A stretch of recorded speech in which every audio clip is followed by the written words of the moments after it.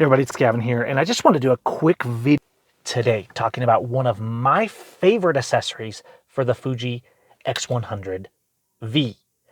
When the X100V first came out, I wasn't that impressed. I like my Fuji cameras. I have Sony full frame on one side and Fuji for my crop sensors, and for on-the-go things, for fashion shoots, things like that, I love the Fuji. I actually use it a lot more than my Sony cameras these days. I do like having both available, but that's another video. This video is about when I saw the X100V.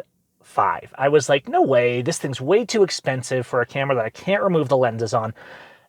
I would never buy that. Then as I started doing more street and eventually put a 23mm on my Fuji X-E3 to force myself to be challenged a little more, to not think so much about what lens I'm using and think more about the emotions, the lines, the drama, and the light. Because that formula, when you start thinking in that framework, it changes the way you shoot.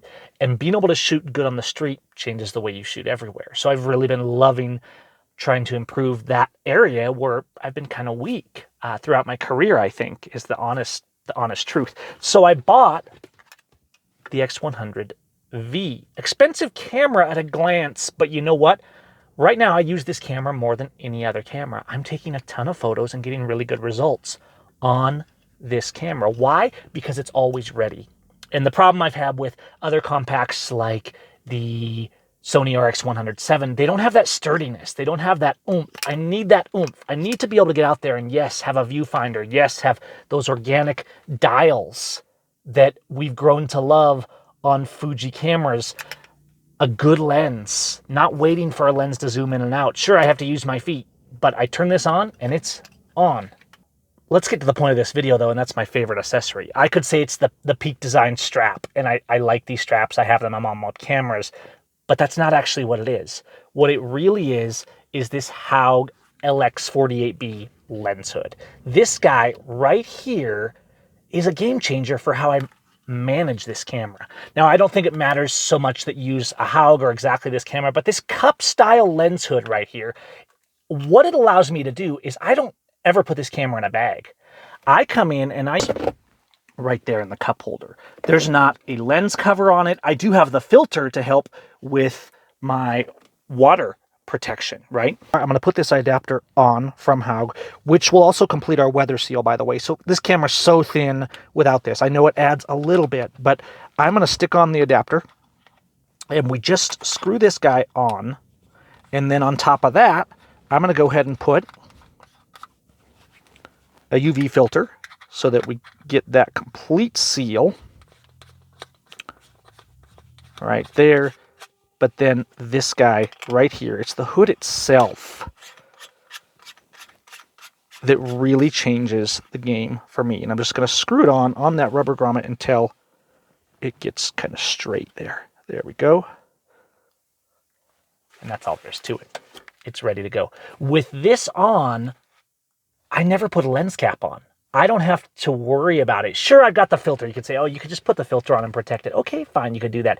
But I feel confident with this. And feeling confident with a camera that I can have with me all the time, that's much more than a cell phone. It makes this camera so versatile, and I can just throw it on the seat. I can throw it in the cup holder. I can make it a tool, because that's what this camera is. This is a tool, and it gets used so much because I just use it as a tool. Obviously, I take care of my equipment.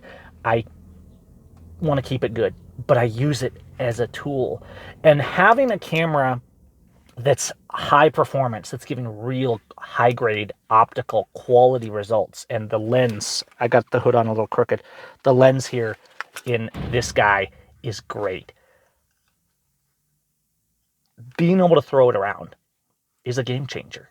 That's important. And the Haug hood, for that reason, is my favorite accessory.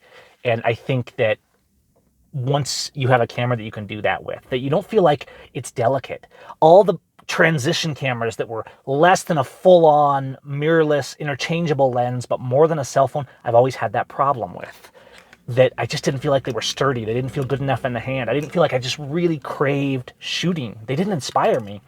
This does. And that seems to be the general feedback, is when you look at the price of this and what it includes, at a glance, people say, oh, that's a lot for that camera.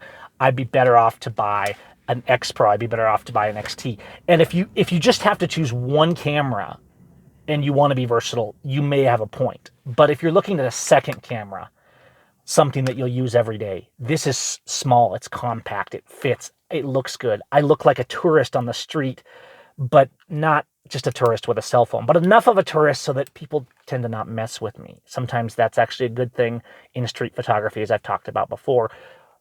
Nobody sees this and says, wow, he's coming in with this huge camera. It's discreet, it's versatile. But that hood, I love that hood. And I'm going to link this in the comments, but I don't think it matters so much what style of cup hood you use. It's that having that hood really makes the camera versatile to me. And I just wanted to shout out to that hood because it's my favorite accessory for the X100V.